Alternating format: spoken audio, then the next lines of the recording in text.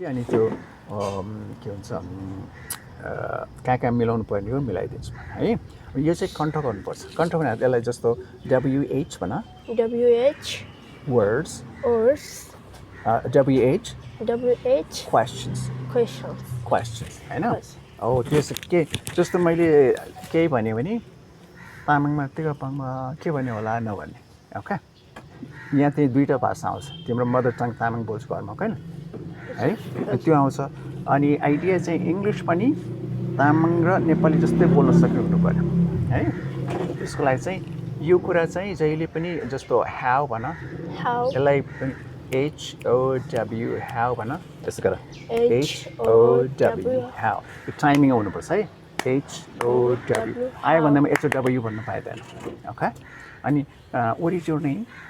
My name is Pema. Can you spell your name? Can you spell भनेको spell गर त भनेको है अनि how would you spell your name भन्छ how do you spell your name 5-6 तरिकाबाट तिम्रो स्पेल गर त भनेर हुन्छ स्कुलमा के सिकाउँछ स्पेलिङ मात्रै सिकाउँछ ING form है Can you spell your name?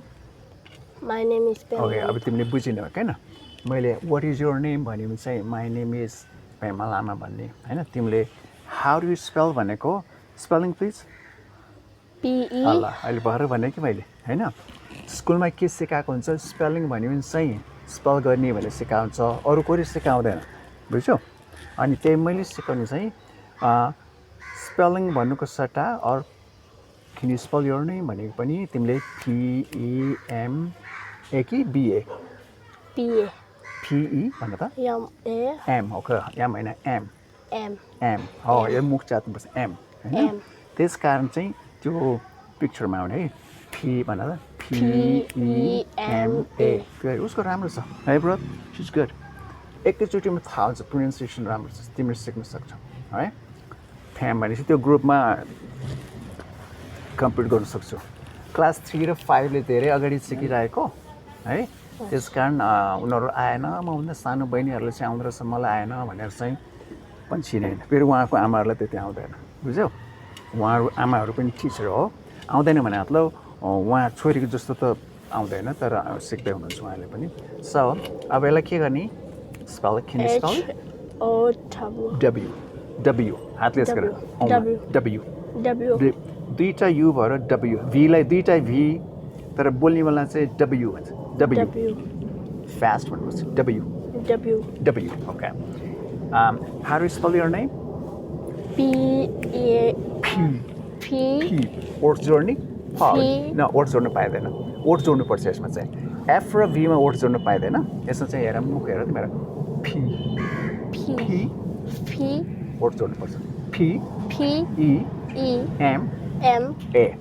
के गर्ने PEMA यसो गर PEMA यो चाहिँ टाइमिङ दिएको है खुट्टाले यसो गरी हुन्छ हेर PEMA तिमीलाई नयाँ मान्छे जस्तो मैले आज सोधेँ what is your name भने तिमीले my name is Pema thing हैन लास्ट नेम के हो तिम्रो last name family name surname भन्ने एउटै हो फेरि लास्ट नेम छ नि जस्तो कसैको लामा हुन्छ तामाङ तिम्रो के हो last name what is your last name okay अब मैले फेरि सोच्छु त्यो स्पेल गर त भनेर how do you spell thing no अब मैले चाहिँ तिम्रो थिङ चाहिँ स्पेल गर भनेको है बुझ्यौ अब के गर्ने THEENG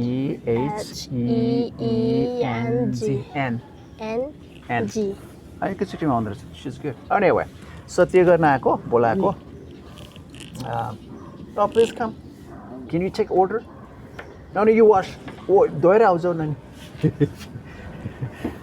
बुझ्यो है त अहिले सिकाउनु क्लास लिन आएको होइन फेरि यो भन्न खोजेको सो यो चाहिँ तिम्रो भाउलाई यतिकै छाडिदेऊ अब हामी कुराहरू त्यो राख तिमीले अब मैले केही भने कसैले के भने what is this भन what is this भन के भनेको हैन how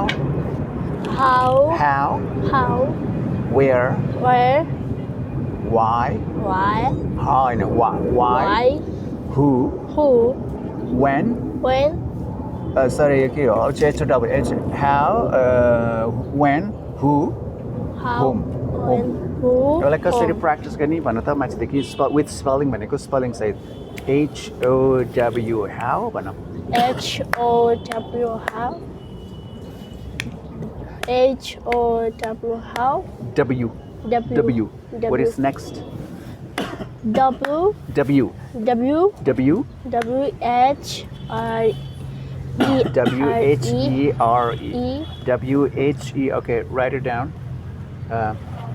लेख यो जम्मै लेख यस्तो गरी लेख्ने बोल्ने बेला H खुट्टाले यहाँ हेर टिप्दै नि H-O टाइमिङमा हुनुपर्छ बुझ्यो गीत मनपर्छ गीत गाउने गरेछ एउटा गीतको नाम देऊ त कुन चाहिँ गीत देऊ त बाबुलाई सोध्ने तिमीलाई मनपर्ने गीत हुन्छ नि त्यो गीतमा म्युजिकमा टाइमिङमा गाउँछु नि होइन त्यस कारण बोल्ने पनि त्यस्तै हो जस्तो तिमीले यहाँ लेख H खुट्टाले यस्तो गर H-O-W हाउ भन H-O होइन यहाँ H-O-W हाउ H-O-W, how? सबै लेख can you write everything अब त्यो लेख्ने यसो पर्नु हेर W मुखले बोली W-H-E-R-E where तिमीहरू म छिट्टैको लेख we're going to write together okay what is next अर्को के छ त्यो W-H-Y 3, 2, 1 go भन्छु अनि हामी दुईजनाले एउटै टाइमिङ लेख्ने है त 3, 2, 1 go W W-H Y H H H H W-H-Y W-H-Y Y what is next अर्को के हो W W-H-O who अनि W-H-O who यो टाइमिङ लेख्ने है जस्तो what is your name My name is Pema. can you spell your name P-E-M-A good P-E-M-A what is your last name भनेको अब पहिला के हो भने थिङ भन्ने तिम्रो लास्ट नेम के हो मेरो लास्ट नेम चाहिँ थिङ हो भनेको होइन अनि त्यसलाई स्पेल गर त भनेपछि मात्रै स्पेल गर्ने okay what is your last name my भन my last name is Thing. my last name is Thing.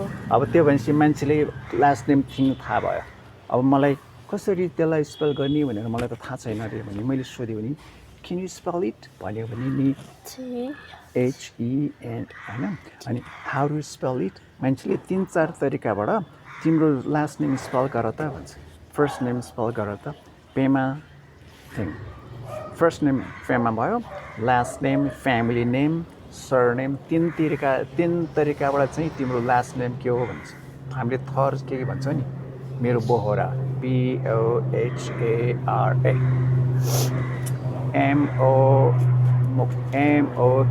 M-O-K-T-A-N उहाँको मुक्तान है ओके सो यो चाहिँ मैले लेख यो लेखेर अनि तिमीलाई जाऊ है ठिक छ अब अलिकति त्यो अब हामी तिनीहरू पढाउला भन्दा नि होला Alright, so what is your last name? पहिला भने my last name is Thing. It's I'm gonna sit here, brother. It's so a little bit. Okay. Alright. How do you spell your last name? My last name. How do you spell it? कसरी spell गर्छ? Spelling भनेको. It is भन त. It is भन. It is. It is like it is भन्ने. It is. It is. It is. It is. It is. T-H-E-E-N-G भन त. T-H-E-A-N-G. Very good. You're good. She can learn. So it's for you, okay? What do you say? Thank you. Thank you. All right, brother. उसलाई नपढाउँ बिचरा दुःख फेरि पढ्न आयो all right कुरा गरौँ हामी सो उता अब आउने भन्ने अस्ति प्रिन्सिपलसँग मेरो 2-4 दिन यहाँ त्यो काम छ कि सासूकोले पैसा छैन तर म आउने भनेको अनि प्रिन्सिपलसँग कुरा भयो अब तिमी you don't need to worry about it okay Pema you're good चिनापर्सी गर्न आएको तिमी यहाँ आएको भएर परिचय गर्न आएको ओके सो अब क्लास उ गर्दाखेरि अगाडि आउने है त्यो बहिनीहरूसँग बोल्ने नाम चिनाइदिन्छु म इन्ट्रोडक्सन तिमीले के भने हाई आई एम लेख हाई आई एम पेमा लेख हाई H-I, hi. Hi. यसमा देख्नुपर्छ I am Pema. अब तिम्रो कति नाम थिङ पनि लेख अब लेख्ने बेला चाहिँ सुन त हेर है TH त्यो प्र्याक्टिस गर्नुपर्छ ल त्यो टाइमिङमा हुने अहिले नै आउँदैन Hi, my name is Pema Thing. I am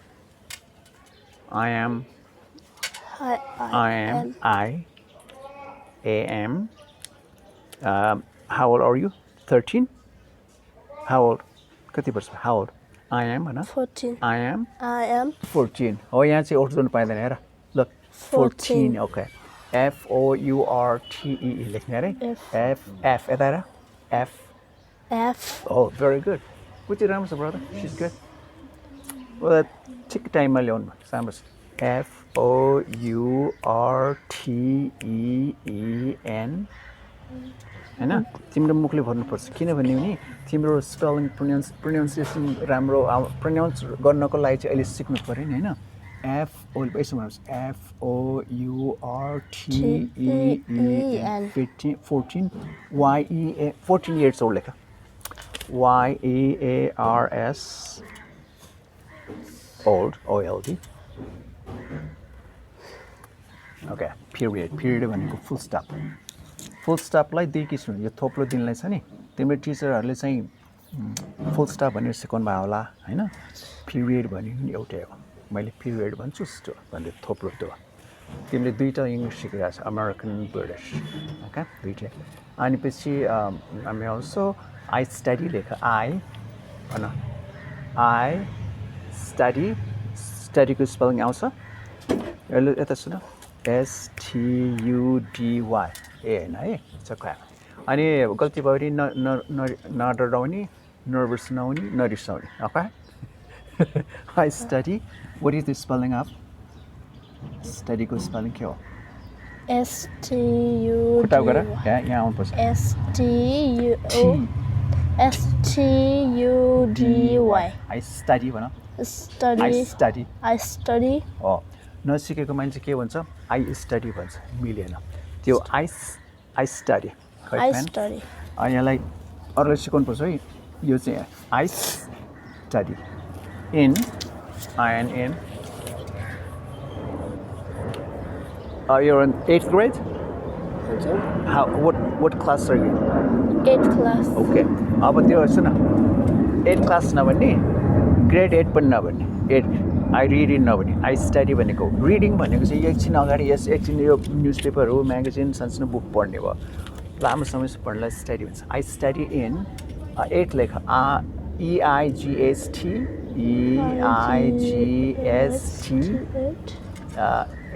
TH or यस्तो पनि गर्न सकिन्छ TH हैन or यस्तो गर्ने यो 8th class I study in 8th अब GRADE ले GRADE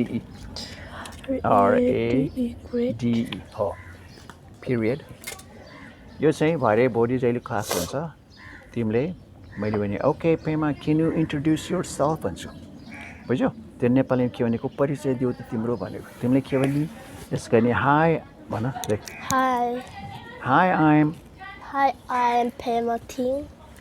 I